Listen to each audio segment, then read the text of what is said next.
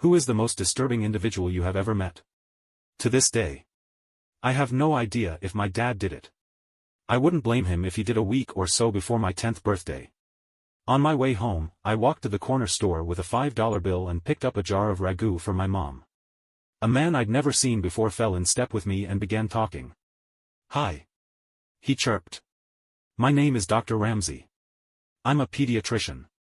Do you know what a pediatrician is?" I walked along silently, not replying, and fervently hoping he would take that as a sign he should leave me alone. Subtleties were not his strong suit, though, because he kept writing on chattering, "Are your parents looking for a pediatrician for you? Of course, you're almost a big girl now. You'll need another kind of doctor soon, won't you? That's okay, though. They can still bring you to me until then. What's your name? You have beautiful hair." I was just on my way to get some suckers for the candy jar in my office. "Do you like suckers?" Thankfully, we were nearing my house, so I ran up the back steps and through the kitchen door. I didn't know it then, but that was the beginning of a very long, terrifying ordeal. It didn't take long for Dr. Ramsey to begin showing up. At first, it seemed benign enough, at least to a kid he would drive by nearly every day smiling and waving. I told my mom, who said maybe it was on his way home from work. But then the phone calls began. My dad called me into the living room and sat me down. He asked about the day Dr. Ramsey followed me home and if I talked to him. He said I wasn't in trouble but needed to tell him the truth. I told him no, and he asked if I was sure. I told him no again, and he frowned and asked how he knew. I didn't know. It turned out that was not all he knew. He knew my sister's name as well. Pretty soon, neither my sister nor I were allowed to answer the phone. He called several times a day. At first, neither of us knew what he was saying. Then, one night, one of my brothers told us that he was telling my parents that he was going to hurt me and later my sister. Things got complicated after that. My dad called the police. But as this was before there were any stalking laws, there was not much they could do. They told my parents to call back if he tried anything. My dad then called his friend back in the day, who happened to be a cop for the next month. My dad's friend suddenly escorted me to him from school. As I knew, it came to a halt. I couldn't walk to school alone. I couldn't play outside. I couldn't walk from 7 to 11 when access to me was completely denied. Things escalated. It was around this time he began threatening my sister as well. Then, one afternoon, my sister, 2 brothers, my mom, and I were all in the kitchen. One of my brothers saw a glimpse of someone in the garage. They'd seen him, too. Dr. Ramsey came bolting out of the garage. My brothers chased after him, and they ran to Cherokee Park, where he lost them in the trees. My parents called the police again, but nothing came of it. Their only information was a description and the fake name Dr. Ramsey. A few weeks later, we woke to find our dog hanging from the side porch. She was a gorgeous saddleback German Shepherd born the same day I was. We were all devastated. The cop said there was no evidence it was him and ruled it accidental. But none of us believed that his phone calls became more informative. In the meantime, he would talk about who was home and who wasn't. If my brother said my dad was home, he would tell him who was in the house. He also would talk about the house itself.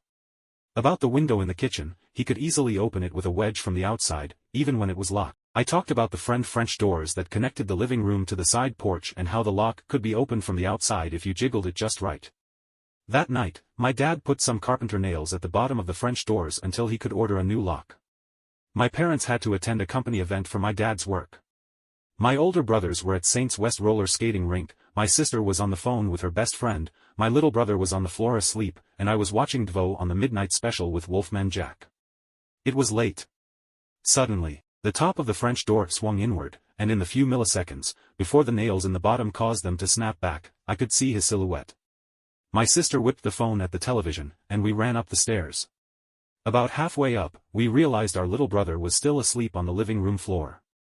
As quietly as we could, we slipped back down the stairs to get him. We all went into our bedroom and didn't turn on the light. This way, we could see outside. We watched out the window for a while, and when we didn't find him, we crept down the hall to our brother's room to look. We looked down and could see someone standing at the back door. He knocked loudly. "What do you want?" My sister asked out. The window, he stepped back and said, "Is this the Mercy residence? I have a pizza for delivery. Can you come to the door?" She scoffed at him, declaring she was not stupid. She could see he didn't have a pizza, and she was calling the cops. He left for a short while, and later, my brothers returned home. We told them what had happened, and they walked around the yard, watching for him. They came back in, and things had settled down by now. We'd pretty much given up calling the cops because it never helped. So we just returned in, each of us carrying a knife from the kitchen just in case. Eventually, one of my brothers went into the kitchen to get a bowl of cereal as a snack. You know that sensation you get when you feel someone watching you? Yeah, he had that. In spades, he kept looking around the kitchen through the doorway into the dining room. He didn't see anything in the windows, but he could still feel eyes on him, so he went closer to the door to try to see better. The kitchen lights were reflecting on the windows of the door, so he still couldn't see. He stepped closer, then closer again until he was right up to the door, then set his hands on either side of his head so he could see there on the other side of the window pane was Dr. Ramsey smiling back at him. He turned to yell for my older brothers. When he looked back again, he was gone. They went out again to look for him but didn't see him. The next night, we were at the table playing crazy, and my brother was restless. My sister asked him what was wrong, and he said he always felt like any minute now, Dr. Ramsey could show up almost immediately after he finished his sentence. We all heard boom boom boom on the window right behind him. In the chaos the two eldest ran out, but he was already gone.